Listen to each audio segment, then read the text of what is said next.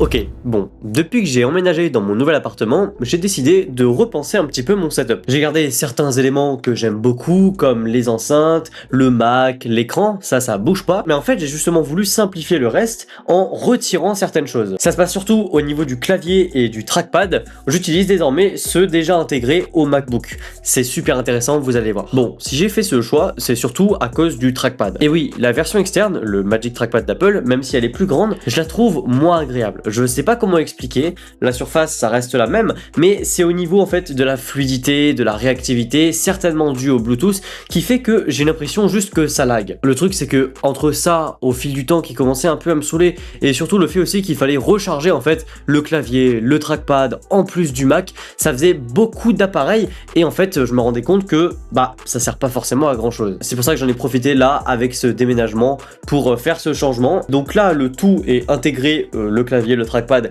au Mac, et voilà, j'ai juste besoin de recharger le Mac et c'est plus pratique comme ça. Franchement, je vois pas la différence, enfin je vois pas de point négatif, c'est toujours super cool à utiliser, je suis toujours à mon bureau, bien assis comme ça, et je peux utiliser le Mac, le clavier est suffisamment grand, c'est quasiment la même taille je crois que le clavier externe, il y a juste le trackpad légèrement petit, mais j'ai jamais vu la différence alors que je monte mes vidéos avec uniquement ce setup là. On a une petite nouveauté, c'est que du coup cette configuration là me permet d'utiliser en fait l'écran du MacBook Pro en plus de l'écran principal, ce qui me permet d'avoir un double screen sans rien rajouter. C'est trop cool. C'est une habitude que j'avais perdue en passant sur macOS il y a quelques années, et franchement ça me fait beaucoup de plaisir de retrouver ça, simplement parce que je peux à la fois monter ma vidéo et en même temps avoir une petite vidéo ou une petite musique en fond. Je peux écrire un script et en même temps avoir un article sur lequel je peux m'appuyer. Et aussi c'est super cool de pouvoir toujours avoir accès à son dock, il est toujours là sur l'écran du MacBook Pro. D'ailleurs cette nouvelle configuration me permet aussi d'avoir un accès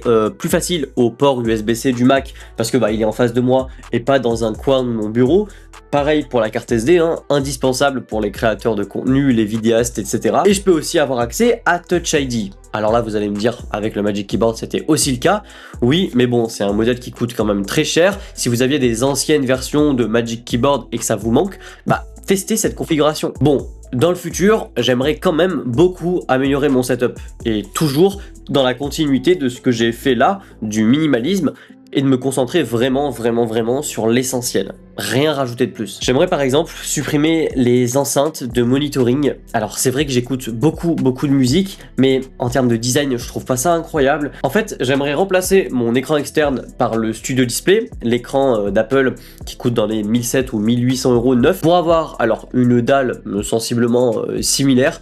Par contre, un design bien plus joli, en aluminium. Là, ça craque, c'est pas incroyable, même si vraiment je suis très content de cet écran, je vous l'ai vanté beaucoup de fois, il est très cool, la dalle 5K est incroyable, et le problème c'est au niveau du design, et que aussi les haut-parleurs intégrés ne me permettent pas de me passer de ces enceintes.